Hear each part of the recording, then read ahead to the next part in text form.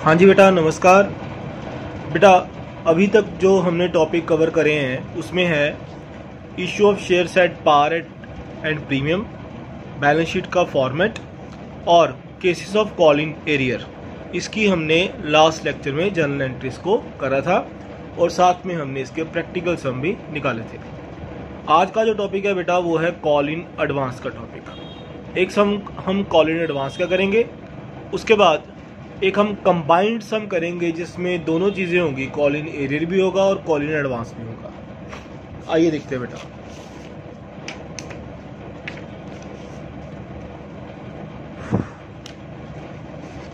देखिए कि ये कोई कंपनी है और ये कंपनी टोटल 30,000 शेयर्स को इशू कर रही है मार्केट में। एक शेयर का रेट कितना है? 10 रुपये का, और 2 रुपये का क्या है बेटा? प्रीमियम है इसमें। जैसे कि आप सभी जानते हैं, एप्लीकेशन, अलॉटमेंट, फर्स्ट कॉल और फाइनल कॉल। एप्लीकेशन में 3 रुपये, अलॉटमेंट में 5 रुपये including premium, first call then final call. 3 की फर्स्ट कॉल है और 1 की फाइनल कॉल है। ये टोटल बन गए 5 × 8, 8 × 11, 1 12, टोटल 12 रुपये का शेयर बन गया इंक्लूडिंग प्रीमियम। और प्रीमियम जो है वो सारे का सारा किस में है बेटा? अलॉटमेंट में है। इसके बाद उन्होंने नीचे लिखा है कि एक शेयर होल्डर है, उसकी एप्लीकेशन आई है, अलॉटमेंट के टाइम पर उसने फर्स्ट कॉल और फाइनल कॉल भी दे दी है बेटा। उसने अलॉटमेंट के टाइम पर फर्स्ट एंड फाइनल कॉल भी दे दी है। ये है बेटा कॉल इन एडवांस का टॉपिक। कॉल इन एरियर में क्या था कि वो बंदा, वो शेयर होल्डर हमें अलॉटमेंट के टाइम पर पैसे नहीं देता, फर्स्ट एंड फाइनल कॉल के टाइम पर पैसे दे देता है। एडवांस में क्या है बेटा कि उस बंदे ने हमें फर्स्ट कॉल और फाइनल कॉल के पैसे भी अलॉटमेंट के टाइम पर ही दे दिए बेटा। इसको बोलते हैं कॉल इन एडवांस का टॉपिक। अब हमने जर्नल एंट्री सीखनी है बेटा कि कॉल इन एडवांस की जर्नल एंट्री किस तरह से डालनी है हमने। आइए देखिएगा बेटा, जो फर्स्ट जर्नल एंट्री है 30,000 शेयर्स है, एप्लीकेशन कितने की है? 3 रुपीज की बेटा। सो जर्नल एंट्री आई, bank account debit, bank account debit to share application account. Amount is 30,000 into 3, total amount आ गई बेटा 90,000 रुपीज की।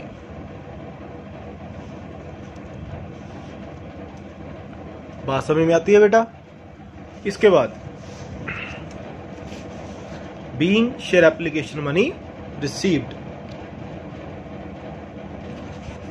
जो नेक्स्ट जर्नल एंट्री है बेटा वो है एप्लीकेशन को शेयर कैपिटल अकाउंट में ट्रांसफर करने की। इसकी एंट्री है बेटा share application account debit to share capital account. Share application account debit to share capital account, जो कि हमने एप्लीकेशन को किस में ट्रांसफर करा है? शेयर कैपिटल अकाउंट में। बात समझ में आती है बेटा? आइए इसके बाद बेटा जो हमने एप्लीकेशन को किस में ट्रांसफर करा? एप्लीकेशन को हमने ट्रांसफर करा है कैपिटल अकाउंट में, और उसकी जर्नल एंट्री हमारे पास आ गई, being share application money transfer to share capital account 90,000 and 90,000 rupees. बात समझ में आती है? ये तो होगी बेटा हमारी एप्लीकेशन की एंट्री। इसके बाद आई अलॉटमेंट की एंट्री। अलॉटमेंट बेटा है हमारे पास 30,000 शेयर्स हैं, 5 रुपीज की अलॉटमेंट है, और उसमें 3 का जो अलॉटमेंट का कंटेंट है और 2 रुपीज का क्या है बेटा? प्रीमियम है। और इसकी एंट्री आप सभी जानती हैं बेटा, share allotment account debit to share capital account to security premium reserve account. Share allotment account debit में कितनी अमाउंट आएगी? 30,000 मल्टीप्लाई बाय 5। इसमें होल अमाउंट आएगी इंक्लूडिंग प्रीमियम वाली बेटा।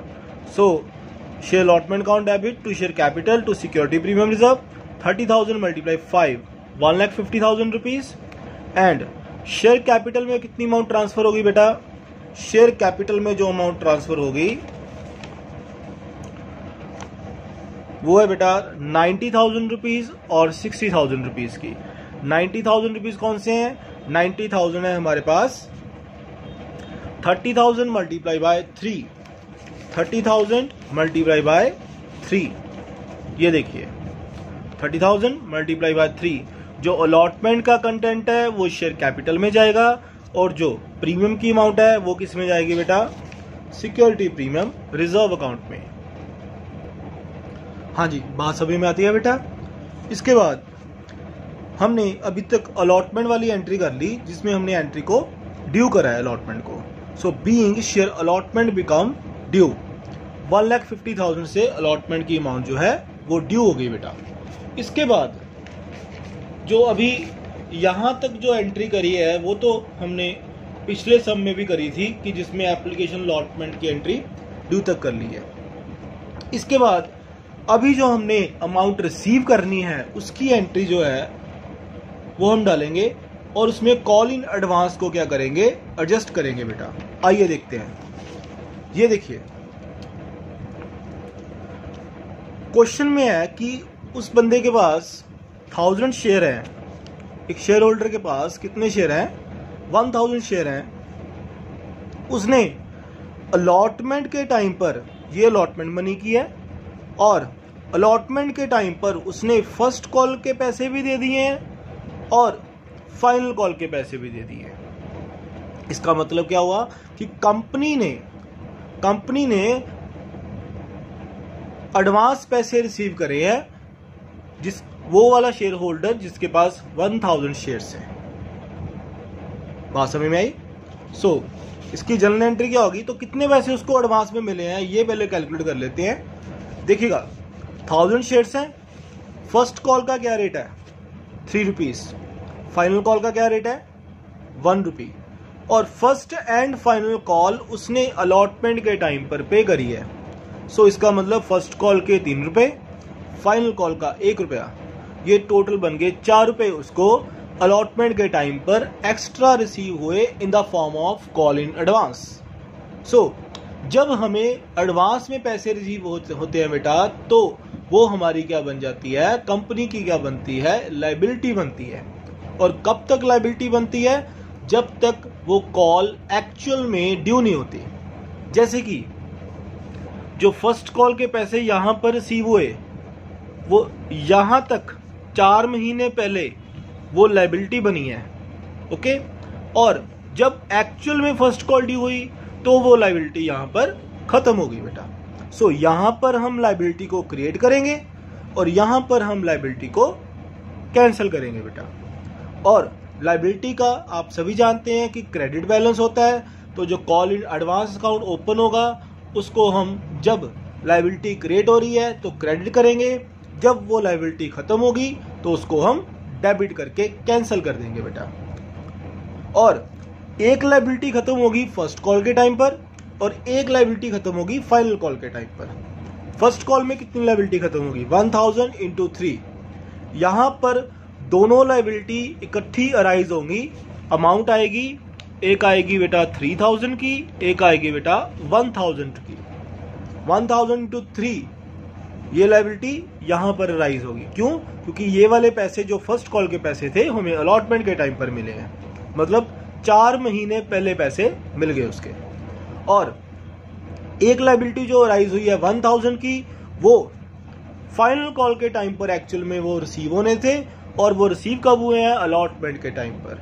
इसका मतलब है फाइनल कॉल के पैसे अलॉटमेंट के टाइम पर रिसीव हुए 4 मंथ और 5 मंथ, 9 मंथ पहले बेटा वो हमें अमाउंट रिसीव हो गई है। और जो 1000 की लायबिलिटी है वो फाइनल कॉल जब ड्यू होगी तब उसको कैंसिल करेंगे बेटा। बात समझ में आती है? सो हम ये कह सकते हैं कि जो कॉल इन एडवांस क्रिएट करा जाएगा वो होगा बेटा क्रेडिट होगा, जो वो 4000 से होगा अलॉटमेंट के टाइम पर। और जब फर्स्ट कॉल आएगी तो हमारी 3000 की लायबिलिटी क्या हो जाएगी? कैंसिल होगी बेटा। तो यहां पर हम उसको करेंगे डेबिट। और जो 1000 की अमाउंट है इसको हम यहां पर डेबिट करेंगे। तो कॉल इन एडवांस अकाउंट यहां पर क्रिएट कितने का हुआ, 4000 का, 3000 का फर्स्ट कॉल का, 1000 का फाइनल कॉल का बेटा।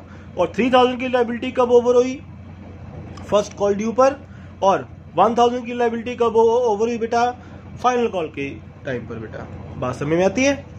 आइए, ये जो जर्नल एंट्री है इसकी, मैं वो जर्नल एंट्री दिखा रहा हूं आपको अभी, देखिएगा। ये है हमारे पास इसकी journal entry. Bank account debit, bank account debit जिसमें हम टोटल अमाउंट को रिसीव करेंगे बेटा। इसके बाद bank account debit to share allotment account, जो शेयर अलॉटमेंट हमने ऊपर ड्यू करी है उसकी अमाउंट यहां पर आएगी, and to call in advance account. जो शेयर अलॉटमेंट की अमाउंट है बेटा वो कितनी है, 1,50,000 की। जैसे कि मैंने आपको अलॉटमेंट में जब ड्यू करा था, ये देखिए, ये अलॉटमेंट की एंट्री ड्यू करी है, कितने की हुई है, share allotment account debit 1.5 lakh रुपए की हुई बेटा। ये जो 1.5 लाख की अमाउंट है ये यहां पर अलॉटमेंट के टाइम पर हमने क्या करी है, कैंसिल करी है बेटा। टू शेयर अलॉटमेंट अकाउंट, ऊपर डेबिट था, यहां पर अलॉटमेंट क्या हो गया, क्रेडिट हो गया बेटा। वो हुआ 1,50,000 से। इसके अलावा जो call in advance account create हुआ वो कितने का हुआ, 3,000 प्लस 1,000। 3,000 कैसे आया है, जो फर्स्ट कॉल 3 वो 3,000 की 3 रुपए की थी, और 1,000 शेयर पर फर्स्ट कॉल जो रिसीव हुई है 1,000 मल्टीप्लाई बाय 3, वो 3,000 की फर्स्ट कॉल है, और 1,000 multiply by 1 that is 1,000 rupees. So total बन गया 4,000 की हमारे पास आ गई कॉल इन एडवांस की अमाउंट बेटा। So being share allotment money received including call in advance, यहां पर हम लिख देंगे including call in advance amount. हाँ जी बेटा, बात समझ में आई? सो यहां पर जो लायबिलिटी राइज हुई है वो 4,000 की हमने क्या कर दी, क्रेडिट कर दी। और कौन सा अकाउंट ओपन करा है, कॉल इन एडवांस का अकाउंट ओपन करा है। इसके बाद जो हमने फर्स्ट कॉल ड्यू करनी है उसकी एंट्री देखिएगा बेटा।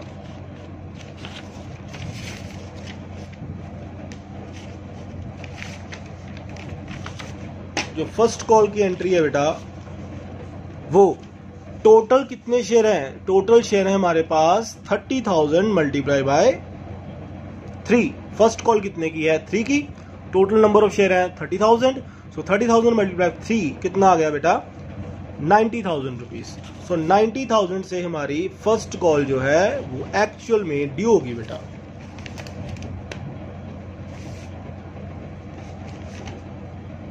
Share first call account debit 90,000 to share capital account 90,000 rupees, being share first call become due.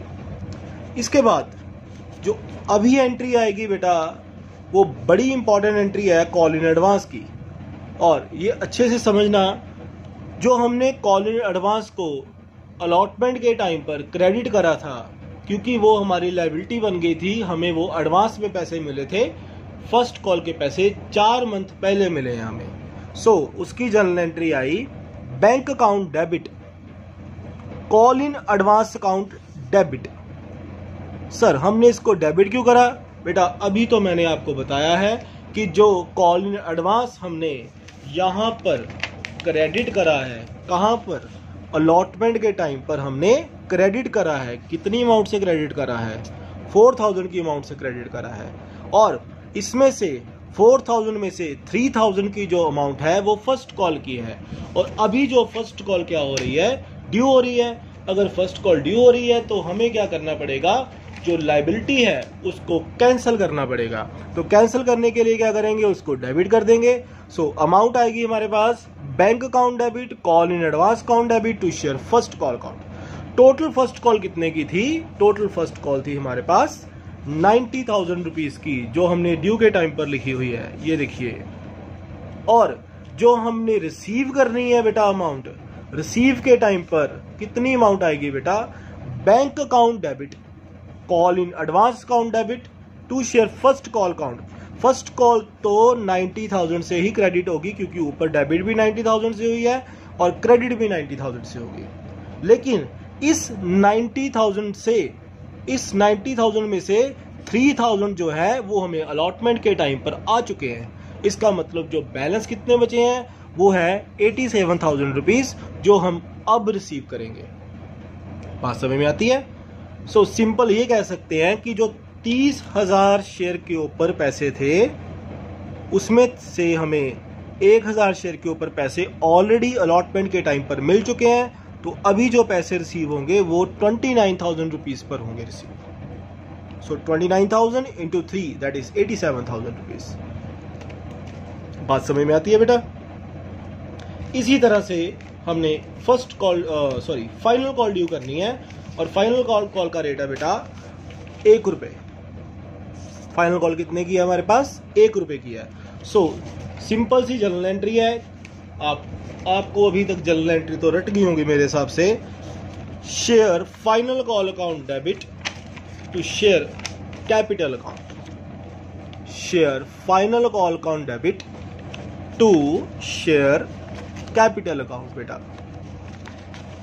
एक मिनट, ये देखिए, share final call account debit to share capital account. Due जो है मैंने आपको पहले ही बोला है वो फुल अमाउंट से करेंगे हमेशा। सो 30,000 multiply bye 1, the amount is 30,000 rupees. इसके बाद जो हमने रिसीव करनी है वो एंट्री डालेंगे, क्योंकि हमने कॉल इन एडवांस की लायबिलिटी को कितना खत्म करा है? 3,000 से। अलॉटमेंट के टाइम पर कॉल इन एडवांस कितनी राइज हुई थी बेटा? 4,000 की, जिसमें से 3,000 की थी फर्स्ट कॉल की और 1,000 की थी फाइनल कॉल की। और जो 1,000 की कॉल इन एडवांस है वो हम फाइनल कॉल की एंट्री में कैंसिल करेंगे जब हम फाइनल कॉल को रिसीव करेंगे बेटा। सो रिसीव करने की एंट्री आ गई हमारे पास, bank account debit, call in advance account debit to share final call account. So 30,000 से क्रेडिट होगा, क्योंकि डेबिट भी फर्स्ट कॉल कितने से हुई है? 30,000 से। और बैंक अकाउंट में कितने पैसे आएंगे बेटा? बैंक अकाउंट में आएंगे 29,000 मल्टीप्लाई बाय 1। 29,000 से क्यों? क्योंकि 1,000 जो शेयर हैं उसके पैसे हमें अलॉटमेंट के टाइम पर ऑलरेडी रिसीव हो चुके हैं बेटा। सो उसको हमने लायबिलिटी को यहां पर कैंसिल किया कॉल इन एडवांस डेबिट करके, और 29,000 को क्या कर दिया? बैंक में डेबिट कर दिया हमने, जो पैसे हमें रिसीव हुए हैं एक्चुअल में। So this is all about call in advance. Call in advance का मतलब हुआ कि जो पैसे हमें कॉल ड्यू होने से पहले रिसीव हो गए उसको हम कॉल इन एडवांस बोलते हैं। सिंपल सी बात है। इसके बाद हमें इसका इंटरेस्ट भी कैलकुलेट करना है, और जो इंटरेस्ट की कैलकुलेशन है वो भी आपको आती है, बट इसमें आपको मैं जर्नल एंट्री एक बताऊंगा कि जैसे हमने कॉल इन एरियर में इंटरेस्ट को क्या करा था? रिसीव करा था। इसमें हमें इंटरेस्ट को पे करना है, क्योंकि हमें एडवांस में पैसे रिसीव हुए हैं बेटा। बात समझ में आई? आइए उसकी जर्नल एंट्री देखते हैं। उसकी जर्नल एंट्री मैं अभी डालूंगा, देखिएगा बेटा। ये जो पैसे थे हमें 3,000 रुपीज रिसीव हुए, वो फर्स्ट कॉल के अलॉटमेंट के टाइम पर हुए, और इंटरेस्ट कितना बनेगा? 4 मंथ्स का। और जैसे कि मैं आपको पहले ही बता चुका हूं, टेबल एफ के according to table F of companies act 2013, if no information is given about interest, then we have to pay interest on call in advance at the rate of 12% per annum. And in the case of call in arrear, we will receive interest on call in arrear at the rate of 10% per annum. So अभी जो हम call in advance पे interest पे करेंगे वो होगा 12% एक साल के हिसाब से, और जितने मंथ का है उसको कैलकुलेट कर लेंगे। सीधी सी बात है बेटा। सो अभी हम इसकी कैलकुलेशन कर लेते हैं। जो 3,000 की अमाउंट है, 3,000 की अमाउंट है, ये हमें रिसीव हुई है 4 मंथ पहले। सो 3,000 मल्टीप्लाई बाय 12% मल्टीप्लाई बाय 4/12, और जो 1,000 की अमाउंट है बेटा ये फर्स्ट कॉल के पैसे रिसीव हुए थे और ये फाइनल कॉल के पैसे हैं जो हमें अलॉटमेंट के टाइम पर रिसीव हुए हैं। 1000 मल्टीप्लाई बाय 12% मल्टीप्लाई बाय, और जो फाइनल कॉल का टाइम पीरियड था वो था बेटा 5 मंथ्स का।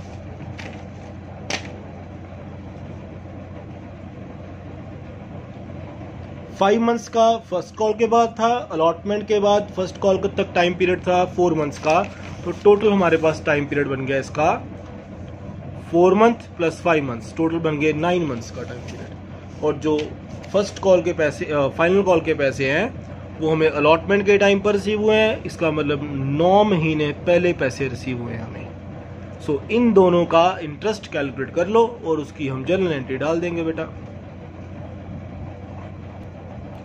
इसका जो इंटरेस्ट बन गया बेटा 3000 का 12% बन गया 360 इंटू 4/12 करा, 360 इंटू 4/12 बना हमारे पास 120 रुपीज। इसी तरह से 1000 के ऊपर कैलकुलेट करा है, 1000 इंटू 12% बना 120 इंटू 9/12 करा तो बन गया हमारे पास 90 रुपीज का call in advance, sorry interest on call in advance. बात समझ में आती है। और ये टोटल इंटरेस्ट बन गया हमारे पास 120 और 90, ये बन गए 210 रुपए। सो 210 रुपए से हम क्या डालेंगे, इसकी जर्नल एंट्री डालेंगे बेटा। आइए जर्नल एंट्री को देखते हैं।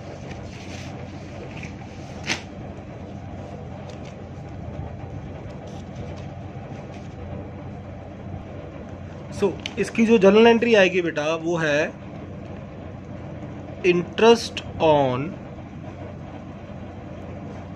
Call in advance account debit to bank account. Interest on call in advance account debit to bank account. ये जो जर्नल एंट्री है इसमें हम उसको पेमेंट कर रहे हैं बेटा जिससे हमें पैसे एडवांस में आए थे और हमने उसकी कैलकुलेशन करी है। एक थे हमारे पास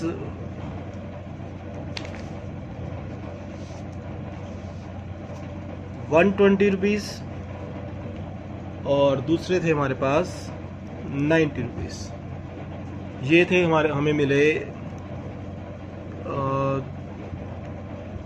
फर्स्ट कॉल के ऊपर, सॉरी हमने देने हैं ये, और 90 है फाइनल कॉल के ऊपर। सो टोटल बन गए हमारे पास 210 एंड 210। सो इसकी जो जर्नल एंट्री आ गई, interest on call in advance account debit to bank account. इसके बाद ये जो interest on call in advance है ये हमारा खर्चा है, हमने पेमेंट करी है, इसको हम प्रॉफिट एंड लॉस अकाउंट में डेबिट करेंगे बेटा। और interest on call in advance जो डेबिट करा है इसको हम क्या कर देंगे, अभी क्रेडिट कर देंगे ताकि ये इंटरेस्ट की अमाउंट वो कैंसिल हो जाए और ये कहाँ पे शिफ्ट हो जाए, प्रॉफिट एंड लॉस अकाउंट में बेटा। सो उसकी जर्नल एंट्री आएगी हमारे पास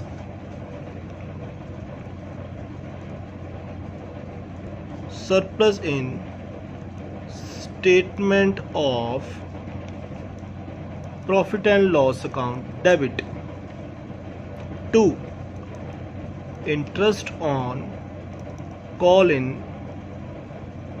advance account। ये जो अमाउंट है बेटा ये हमने प्रॉफिट एंड लॉस अकाउंट में इसको ट्रांसफर कर दिया और जो इंटरेस्ट का एक्सपेंस था वो एंट्री क्या हो गई, कैंसिल हो गई, और जो इंटरेस्ट की अमाउंट थी वो प्रॉफिट एंड लॉस अकाउंट में ट्रांसफर कर दी। सर जो हम सोल प्रोप्राइटर के अकाउंट बनाते थे उसमें तो हम अकेला प्रॉफिट एंड लॉस अकाउंट लिखते थे, इसमें हम इतनी बड़ी लाइन क्यों लिखते हैं, surplus in statement of profit and loss account. बेटा ये कंपनी एक्ट का रूल है और उसी के अकॉर्डिंग ही हमें चलना पड़ेगा। इसमें हम statement of profit and loss account बनाते हैं और उसमें हम सिर्फ प्रॉफिट एंड लॉस अकाउंट बनाते थे। सो इसलिए हम इसमें लिखते हैं surplus in statement of profit and loss account. बात समझ में आती है। आइए इसके बाद ये सम तो हो गया बेटा हमारा खत्म जो कॉल इन एडवांस के रिलेटेड था। आइए अब जो